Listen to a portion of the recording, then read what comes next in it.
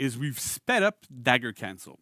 It used to be at 400 ms, and now it's 366. So it doesn't seem like much, but in terms of reactability, it is way more difficult to react with. That one little single frame there, plus the fact that we've also adjusted the parry window for it to be Let's go 166 PK! 200. So normally the parry window is like it starts at 300 ms before the attack lands, and it ends 100 ms. Now it starts at the same time, but it ends at one frame earlier. So with those two little frames there, should make dagger cancel a lot harder to parry, a lot harder to kind of deal with and react to. So that's kind of like the big change that we've done here. But you also notice in this list, because I'm sure you've read it, people are reading it already because they're getting ahead of me, which is fine. The bash that we had added for Peacekeeper in the testing grounds, we are not keeping it.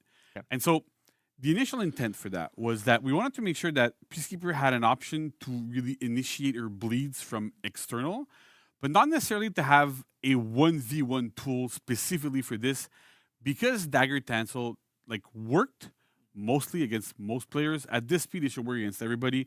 You just have to throw sides and you kind of have a mix-up for top there. So in 1v1s, it works. So we didn't want to give her an extra bash on top of this and make the usefulness of dagger cancel just lower, right? So we want to make sure that she still keeps that uniqueness with dagger cancel, keeping those options.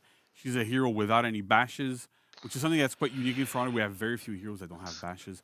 So we decided not to keep her front dodge bash, and then see where the cards are going to fall with these changes, see how things go. We still have a whole year ahead of us. That's right. Many more things may be coming, so we'll see where that goes. So like I said, dagger cancel has been sped up. The parry window has been a little upset about not having the bash. And then we have the rest of the changes. So reposting stab, which is the deflect attack. You now do it with the light attack button instead of the heavy. Basically, whenever she bleeds somebody, which this is an attack that bleeds, she uses her dagger. Daggers are always on the light button.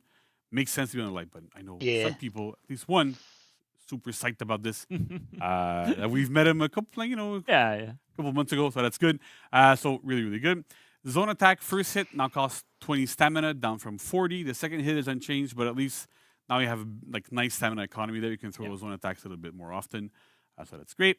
Deep gouge and then stabs after guard breaks no longer require strict timing to perform. So there's good and bad to this, right? So the good part is that it's easy to just mash and it'll come out every single time. That's great. But specifically for the ones after guard break, if you mash, it makes the stab into guard break much harder to do. Kind of like what we have with Sickle Rain on Shinobi, where you line the Sickle Rain, you do 2 stabs, and you backflip, and you go into stuff to get different advantage. So it's kind of like the same for this, right? Where it's easier if you want to mash it, but if you want a guard break throw, then you have to really time your hits still properly. So it's a buff, definitely, because it makes it easier. It's not a skill that we're having super strict timing is really important. We have it on parries, on a bunch of things. It's not really necessary here. So by making this, we want to make it more accessible, easier for players to kind of get the grips on, but still have that little bit of a skill advantage of, I know I just need to do 2 hits. I can't just buffer them. You have to make sure they're timed properly at least, so that you can get those good follow-ups, those good punishes, but it's not super hard to do for a lot of players. And then finally, the side openers and finisher heavies, we've adjusted their weapon trajectory. So they match the weapon a little bit more, and they also go a little bit further out than the weapon, just to make sure that she has an easier time hitting people externally. So if you're playing Peacekeeper, on live right now, and you're trying to throw those side heavies, it's very hard, bordering on impossible, to hit people to the side of you. It's very, very difficult. So with this change, you're able to hit them a little bit more reliably, lets people get off of you a little bit easier. Careful if there's revenge nearby. But still, it really helps the hero in those outnumbered situations. It's not a massive, massive buff, but it's enough to be noticeable and to make sense there. Nice. And then we have Medjay. So Medjay, if you've played the testing grounds, there's one change here that you love. That I don't think I've seen anyone not love it. So that's great. It is Medjay's new attack, which is Nomad Swing, right? So you do it by pressing zone attack after any non-finisher attack. And so when you do it, it's a 500 ms move. It's a zone attack, hits everybody around you, costs 12 stamina, deals 12 damage. But more importantly, switches your current weapon mode while keeping you in your chains. So you can be, for example, in staff mode, do light, zone, into another light, and then you're going to do when you get into axe mode, you're gonna do the light attack, like the light chain in axe mode. Yeah. It counts as a heavy, like Medjay's other zone attacks. So if you do the same, you do like light heavy into heavy finisher, for example. If you go from staff to axe, then you're gonna do that unblockable finisher afterwards. So it's really a big thing of giving that flexibility to be able to switch modes while you're attacking constantly. It feels really good. It's very useful in situations where because we designed Medjay in a way that we really want to have like staff mode is the group fight mode and axe mode is really the 1v1 mode. But then there's a lot of times where you're in a 1v1 and then one of their allies comes around. You're like, oh. And then to go from axe to staff, you had to stop, do backward guard break, to switch modes, to do that sort of stuff. So with this, at least, you're not forced back to neutral to get into the mode you want to be. Right. So, and same if you manage to kill, one opponent in staff mode, and then you want to go into axe, you can do it. So great, works really, really well. So it's amazing. Nice. We've also done some slight nerfs to staff mode. So the light, chained, and finisher attacks in staff mode no longer have uninterruptible properties. So we kind of remove the armor on these to make sure that if you're in a big group fight, if like you fight, there's a Medjay in front of you, and there's like 3 of you around, and he's attacking other players, we want to be able to have that peel option on this hero, right? Yeah, he can still throw lights and make sure like he kind of covers specific sides, but he can't cover every single side every single time. And having those attacks no longer having armor means that he's easier to peel. We know that in staff mode, Medjay is very strong. And so by doing this, we also want to like bring a little layer of, you got to be smart and you got to know, what am I going to do? If you need that extra safety, you can throw a second heavy after your heavy, and you're still going to keep your armor because the heavy finishers still have it.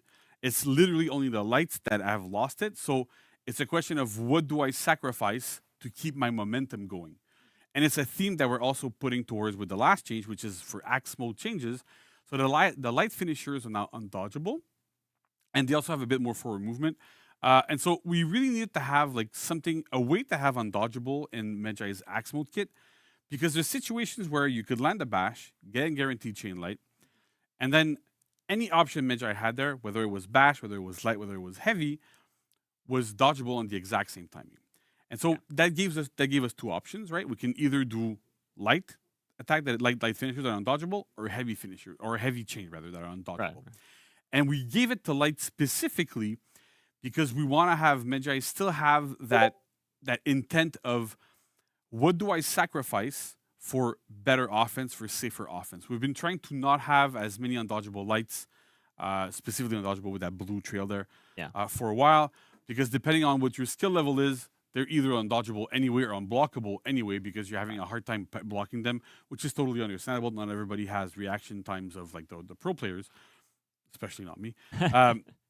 But at the same time, having that there specifically for this hero means that if you want to have that undodgeable, if you want to go there, you have to sacrifice a little bit of momentum. When that light finisher lands, because it'll mostly land if people are trying to dodge too much, your frame disadvantage, you need to reopen up your opponent properly. You need to get that stuff going. So it's important here for us to have that kind of, there's drawbacks, there's thought behind what everything you do, right? We want to make we want to push that skill for players of, I have to read my opponent, I have to make decisions, and decisions are my own to make. So it kind of goes into that as well a little bit. Most likely, because they're not undodgeable, players are going to sit still a little bit more, which means that your heavies are probably going to land, and your heavy feint to guard break are going to land a little bit better. Your bash is also going to land a little bit better because it's very hard to react to. So there's the whole system kind of is built around the fact that, you as a Medjay, you have to make smart decisions. You're forcing your opponents to make reads, which is great. But at the same time, it's not just brainless having undodgeable heavy constantly into a bash, into other things. So we're really trying to build this around so that you have to have like